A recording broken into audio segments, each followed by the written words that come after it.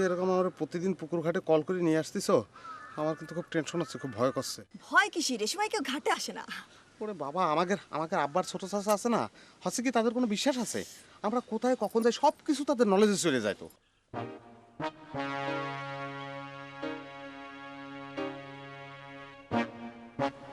আমার বড় মেয়ে আর বড় ভাইজানের বড় ছেলে মনে হচ্ছে গল্পরত। কলমটা আমাকে দিয়ে দেন, কলমটা আমাকে দিয়ে দেন।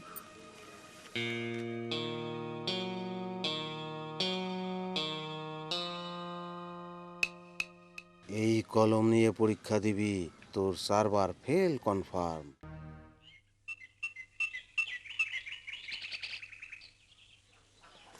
আর ভালো হয়েছে নকশিল শোনে, বেচারা টিউশনই করতে পারেনি তো, ধরে ফেলেছি, কোনো প্রবলেম হবে না। ভালোই হয়েছে।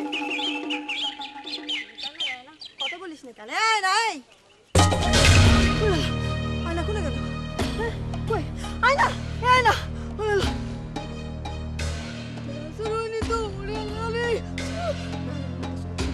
আয়না আপনি কি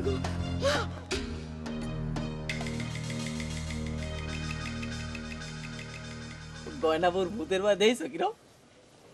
গয়নামোর তো ভূতের ভয়, আমার তো আসল ভূতের ভয় আমাদের বাপ চাচা। আরে নাটার আদলি ভাই তো ছুটি নিয়েছে, কোনো সমস্যা নেই। আর তিনারা আজকে বাড়ির বাইরে আসবেন না, কোনো সমস্যা নেই। হঠাৎই কাণ্ড করার মাঝে যা কি ইচ্ছে করলো তাই। না শোনো, তোমার একটা উপহার দিব বলে তোমার থামাইছি। আমাদের দুজনের জন্য 2টো কলম কিনেছি, এটা তোমার। কলম কিসের জন্য? আর সামনে পরীক্ষা না, কলম দিয়ে পরীক্ষা লিখবা, ভালো ফলাফল হবে। নাও। ধন্যবাদ। আর যেন কোনোদিন টান মারবা না এরম করে। কথা দিতে পারলাম না, ইচ্ছে করলে মারবো।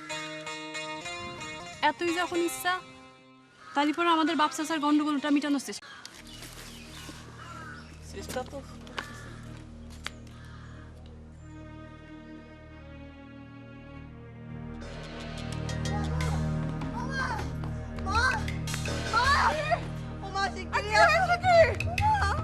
আয়না গায়েব হয়ে গিয়েছে। মা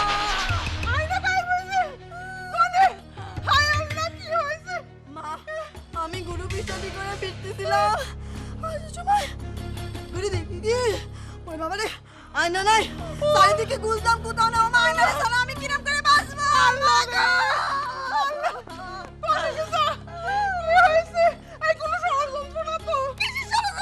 কোনো ষড়যন্ত্র না, গায়েব হয়ে গেছে। মা আমার মেয়ে হারিয়ে স্যার বলতেছে ষড়যন্ত্র না, কোনে গেল?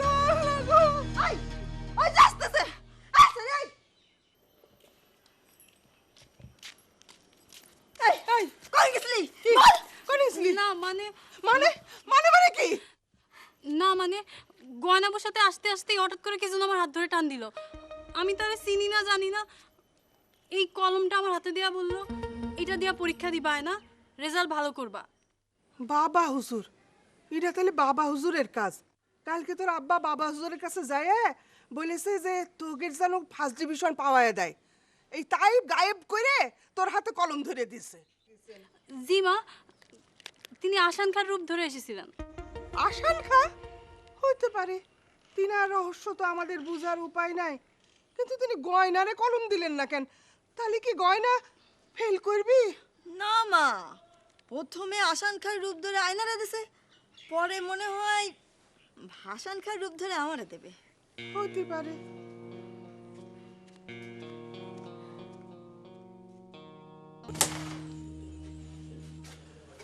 গুরুজি, একটা কথা বলতে গিয়ে বলেননি, আমি তো বড় মনোপীড়ায় আছি।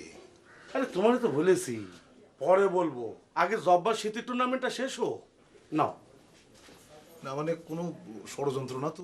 ষড়যন্ত্র হবে কেন? কিছু পরিবর্তন হবে, কিছু উন্নতি সাধন হবে। পরিবর্তন উন্নতি সাধন কার? উতলা হয়েও না, অধৈর্য হয়েও না, সবই মঙ্গলের জন্য হবে। মারো। আপনি তো আমার আরো তোলা আরো অধৈর্য করে দিলেন গুরুজি। একটা প্ল্যান প্রোগ্রাম চলতেছে, বুঝেছো? তোমার মিয়া ভাই একটা মহৎ উদ্যোগ নিচ্ছে, শুধু এইটুকুই শুনে রাখো। বিস্তারিত পরে বলবো। না গুরুজি, এখনই বলেন। গুরুজিরে পেশা দিও না। সরি, আমি আর খেলবো না, আমি গেলাম।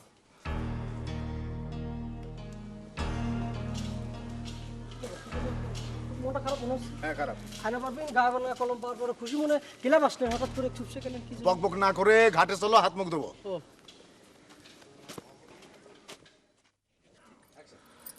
আমার কি মনে হয় জানেন ভোমরা ভাই? হচ্ছে কি মনে হয় ফুল? আমার মনে হয় আজ আমাদের কারণেই জ্যোতিষ বাবা এই গ্রামে প্রতিষ্ঠিত। ও তাহলে একটা এক্সাম্পল দাও দিনে। আজকে আয়নার বিষয়টাই আপনি চিন্তা করে দেখেন।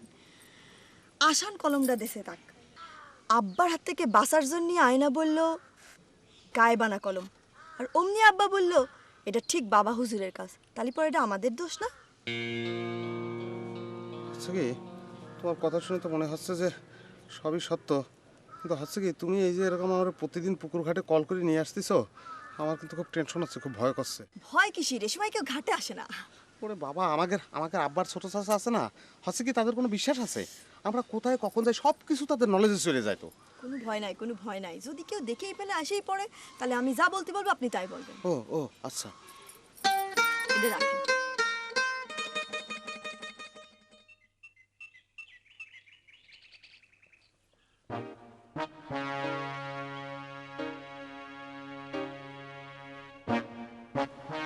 আমার চশমার পাওয়ার কি কমে গেল নাকি আপনি? বোধহয় ওইখানে দেখো তো কে বসে আছে। আপনার চোখের চশমার পাওয়ার আর আমার পাওয়ার মনে হয় দুটোই কমে যাচ্ছে। ঠিক দেখতে পাচ্ছি না। চল বাড়িতে যাই, গিয়ে হাত পা না না না, ওই যে দেখো তুমি, আমার বড় মেয়ে আর বড় ভাইজানের বড় ছেলে মনে হচ্ছে গল্পরত। আমারও তো তাই মনে হচ্ছে ছোট মেয়ে, কিন্তু সিউরিটি করে কিছু তো বলতে পারতেছি না। চলো ওটা গিয়ে না দেখি। না, আপনার যাওয়ার দরকার নেই, আমি দেখে দেখে আসতেছি।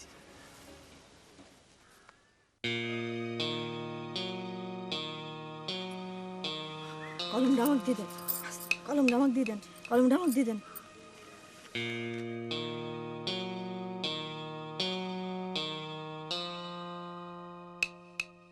এই কলম নিয়ে পরীক্ষা দিবি, তোর 4 বার fail confirm. First division, first ডিভিশনে পাস, ফার্স্ট ডিভিশন। ও হচ্ছে কি না, আমার ফেল মানে ফার্স্ট ডিভিশন, সুতরাং ফেল না ফার্স্ট ডিভিশন পাবি তুই। কি কলম চালাচালি চলতেছে? বাবা হুজুর আসান খার রূপ ধরে আয়না পারভিনকে যেরকম করে কলম দিয়েছিল না, ঠিক সেরকম করে ভাসানের রূপ নিয়ে গয়না পারভিনকে কলম চালাচালি করতেছে। বাবা হুজুর আমাদের মনে হয় এই জায়গায় থাকাটা ঠিক হবে না। বাবা হুজুর টের পাই যেতে পারে, তাহলে আশীর্বাদটা দিতে পারবে না। ওই চাষিকে গিয়ে জায়গায় জানিয়ে দিতে। চলো চলো।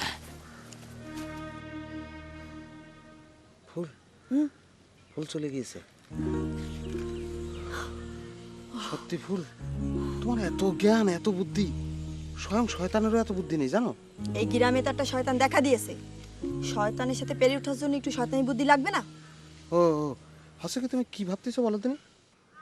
দেখেন ভোমরা ভাই, আসলে হয়েছে কি, আপনার এবং আমার মধ্যে ঝগড়ার কারণে কিন্তু জ্যোতিষ হুজুর এত শক্তিশালী হয়েছে। তাই আমি ঠিক করেছি আপনার এবং আমার মধ্যে ঝগড়াটা আমি মিটাই ফেলব।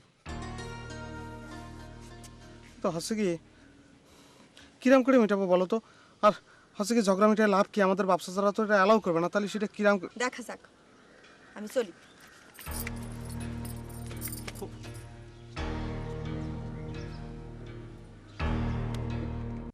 হাই মাই, আয় আয় এখানে বস বস। মা, বাবা হুজুর নাকি ভাসানকার রূপ ধরে তোর সাথে দেখা করেছে? জি মা, তিনি আমার পুকুর পাড়ে ডেকেছিলেন কলমখানা দেওয়ার জন্য। তুমি জানলে কি করে? তোর আব্বা বললো, তোর আব্বা বাবা হুজুরে ধন্যবাদ দিতে গেছে। মা মাথা কান দে তো, আমি ডাইরেক্ট আশীর্বাদ দেবো বাবা হুজুরের। বেশি করে নাও মা, বেশি করে আশীর্বাদ নাও।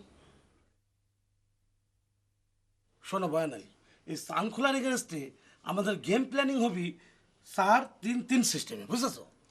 4-3-3 সিস্টেম, সান খোলা তো 4-2-4 সিস্টেমে খেলে গুরুজি। আরে বাবা ওটাই তো করছি, আমাদেরও 4-3-3 সিস্টেমে, বুঝেছো? এই তুমি আর রমত ফরওয়ার্ডে থাকবা, বুঝেছো? আর ওই কি জানো নাম ওর, আমাদের হানিফ, ও তোমাদের ব্যাক করবে। সালাম আলাইকুম গুরুজি। ওয়ালাইকুম সালাম। কি খবর? খবর খুব খারাপ গুরুজি। খারাপ মানে? হালিমের পায়ে আবার চোট লাগিছে, হেই, তার পক্ষে সানকুলার কেসটা খেলা সম্ভব না। এই চোটের উপরে চোট লাগলো কি করে?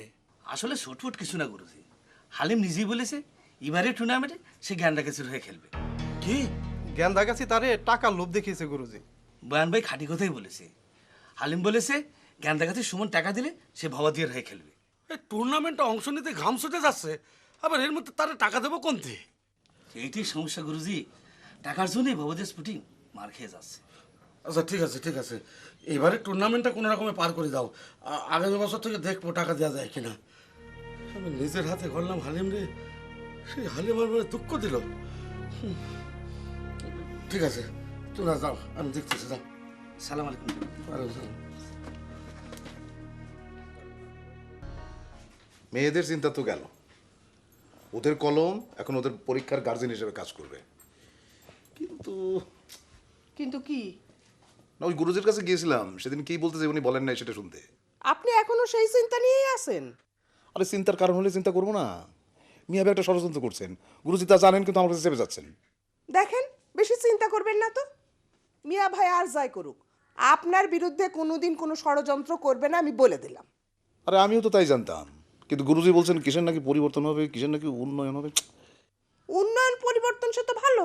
আরে ভালো তো বুঝলাম, কিন্তু আঙ্গুরি একজনের জন্য যেটা ভালো সেটা অন্যের জন্য ভালো নাও তো হতে পারে। ধরো যদি এরকম হয় যে মিয়া ভাই এই ক্লাব ঘরের উন্নতি সাধন করবেন এরকম লোভ দেখায় গুরুজির কাছে যদি প্রস্তাব দেন যে ক্লাব ঘরটা তার নামে হোক, তাইলে? মোফাকুর স্যার সেরকম কিছু বলেছে নাকি? না বলেনি, কিন্তু আমার সন্দেহ তাই। উন্নয়ন এবং পরিবর্তন বলতে কি বোঝাচ্ছে? দেখো আঙ্গুরি, সেরকম যদি কিছু হয় না, মিয়া ভাইয়ের সঙ্গে কিন্তু আমার রক্তারক্তি হয়ে যাবে, আমি তোমার কয়ে দিলাম। আরে বাবা, আগের থেকে এত সব ভেবেন না তো, এসব কিছু হবে না। রাষ্ট্রবিজ্ঞানের সবচেয়ে গুরুত্বপূর্ণ আলোচ্য বিষয় হলো জাতি।